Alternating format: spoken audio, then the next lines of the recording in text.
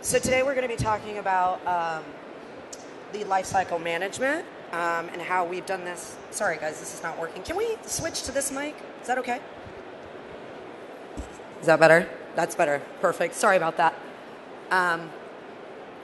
So a little bit about me before we get started here. My name's Ashleigh Casner. I'm the Director of Marketing at Huddle.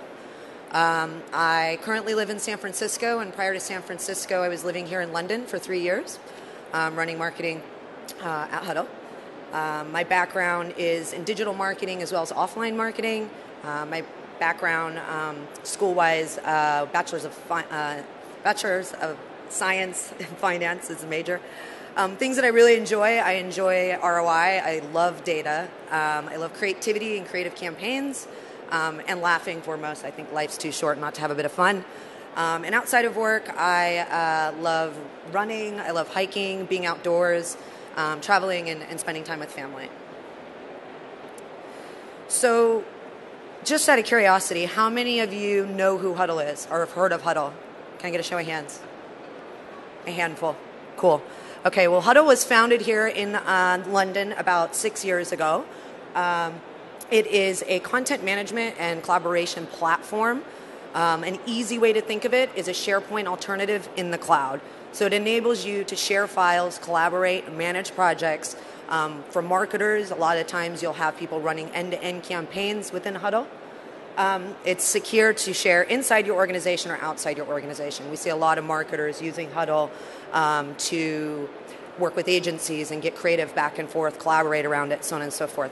It's completely cloud-based, so you'll have access to all your work on the desktop, on the mobile, any device, anywhere.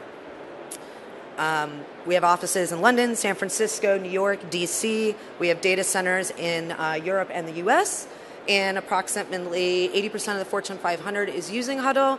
And even more exciting, in my mind, is 80% of the UK government is using Huddle to collaborate and share content, which is pretty exciting.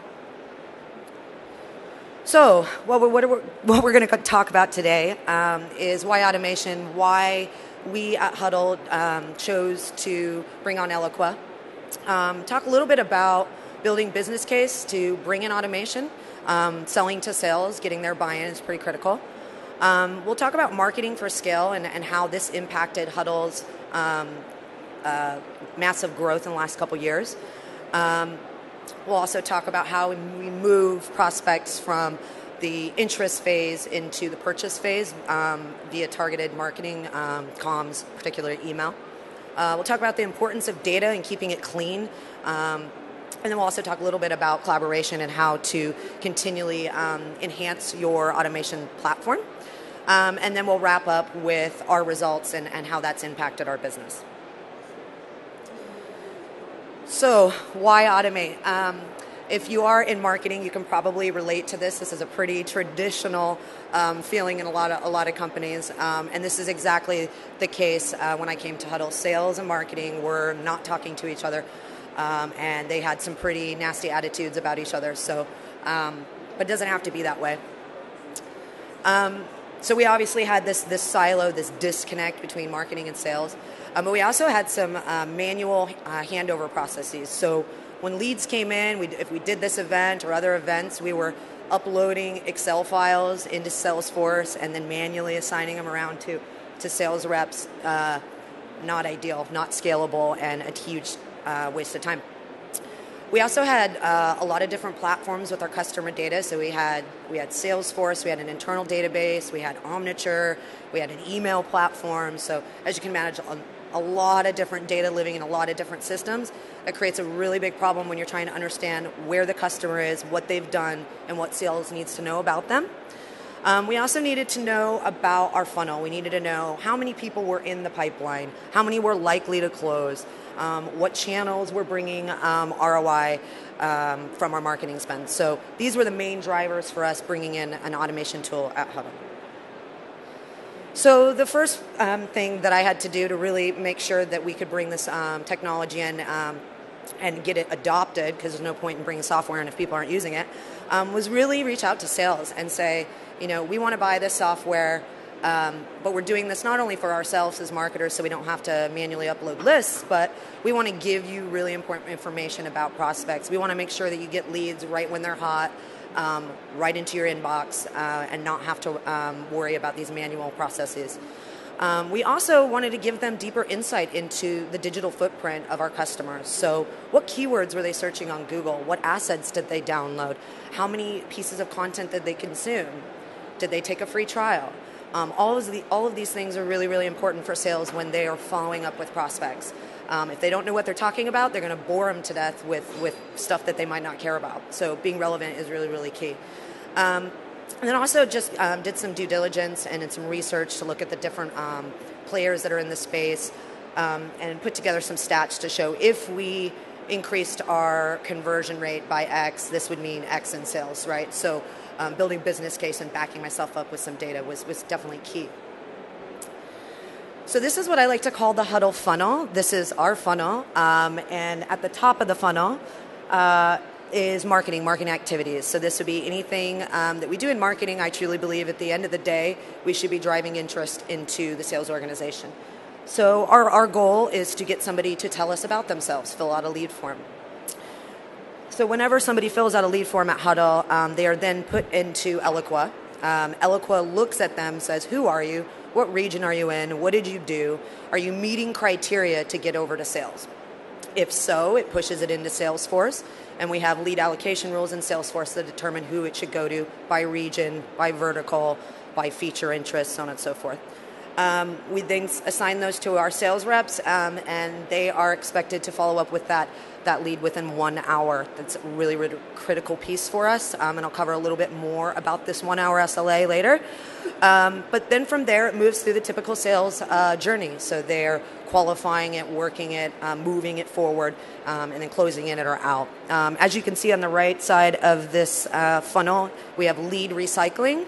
So if our sales reps reach out to a prospect and they're not able to get a hold of them, they can close that lead down, and if somebody comes back to the website, starts researching again, or fills out another form, we alert our sales reps immediately to say, hey, this person's back. The chances are that they're interested, probably online right now. Why don't you go ahead and give them a call? That funnel was really, really key in Huddle being as successful as we have been.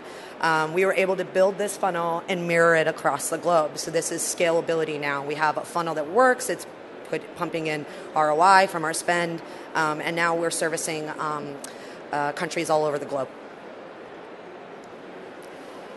So a key piece in determining when sales should get it, or warming the lead up, nurturing the lead as we call it, is understanding the customer's journey. Where are they in their purchasing process? So are they in awareness? Did they just meet us? Are they considering us? Are they consuming white papers? Are they doing research? Are they looking at competitors?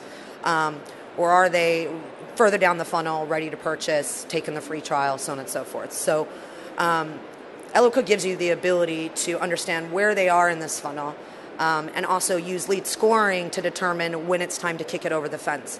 And this has been really critical in sales, adopting the technology and saying, you know what, yeah, we do want these leads because we know exactly where they are, we know what they did, and we know that they're at the bottom of the funnel, not at the top, so we're not wasting our time. So data quality, obviously, you can't send email unless you've got some email and some data, but data quality is really, really key. In order to be relevant, you need to segment as far down as you can, right? So knowing your buyer, are they in IT, are they in marketing, are they in the government? Speaking their language is really, really important. Keeping the data fresh is really, really important. Having internal policies around what sales should be doing in terms of updating the information in the CRM. Leads will, people will tell you who they are, but sales is typically the front line. They are the ones who usually having conversations or account management, these sort of things. So it's really, really important that you're always enriching your database, keeping it clean as you go. But you can't always do it, right? And for us, we definitely had what I call an ugly database in the early days. And so you can consider hiring a data cleansing company. If you're having issues with that, there are plenty of providers that do that. If you have a lot of people in your database and you haven't talked to them in a very long time, which was the case for us, you can do re-permission campaigns where you basically call an ace and say, hey, you know what, I'm sorry, we haven't talked to you guys in a while, but are you alive? And let us know what you want to hear about from us and get them to kind of opt back in. And then the other really cool thing that Eloqua provides is progressive profiling. So if somebody fills out a lead form, they give us all the details, they come back, they fill out another lead form. Well, obviously we don't want them to tell us the same thing over. That's a horrible user experience. But you can ask them different questions. You can cookie them and then know, okay, well now we want to know what vertical they're in, or other questions. So it's definitely a great way to enhance the database. The system is never finished, and I am a firm believer in this. As you use any technology, I think you get smarter about what you want, what your business needs are, and you can constantly need to gather feedback, collaborate with other stakeholders, figure out how can we make this better, what's working, what's not working. And for us, we actually use our own software for that. We use Huddle to talk to sales, collaborate with sales, figure out what they like about the system. We do weekly releases to Salesforce and Eloqua based off that feedback. So we have almost like a development cycle around our platform, and it keeps the teams connected. We test all the time. We test new scoring. We test different messaging, so on and so forth. It's really key. This is not collaboration. File sharing is not collaboration. I think a lot of people see collaboration as, I'll just store some documents in one place. That's not collaboration. Collaboration means you're having a discussion around maybe a project or content, but these tools are what I call Jurassic software in my mind. So keep that love going. Make sure that you're continually improving the system. So our results were pretty phenomenal from bringing in automation. Obviously, we had relevant comms, which increased our conversion rates, increased our overall lead volumes. We did implement a 1-hour SLA. We did a lot of research around if it truly is where you go to sales. When that person's online, it makes sense that they get right on the phones. There's no sense in letting them wander off and then hope that they come back to you. Harvard Business Review and a load of other guys have done fantastic studies here, and so we implemented that, and it works really well. I know Salesforce also has a 1-hour SLA, so if you don't have SLAs in place, definitely consider that. We increased our leads by 14% since bringing in Eloqua. We increased our sales-ready ops, so that means sales took the lead, had a conversation, added an amount to that, deal amount, and then we increased our overall bookings by 19%. This has been fantastic for us. It's given us the ability to scale quickly, and we now are doing so. That's why I moved to San Francisco, was to take what we built here in London and scale it out in the U.S. So it's been a fantastic experience, and it also gives us the ability to forecast exactly where we think we're going to go in the next 3-5 years. So that is essentially it. Again, just to sum things up, definitely align sales and marketing. You hear it from everybody out here, but it is really, really critical. Have relevant comms. Make sure that you're monitoring that sales progression. Know where the customer is in their journey and engage appropriately. Build a funnel. If you don't have one, build one. It's really, really important because that equals scalability and revenues. And if you haven't considered automation, I would say now's the time.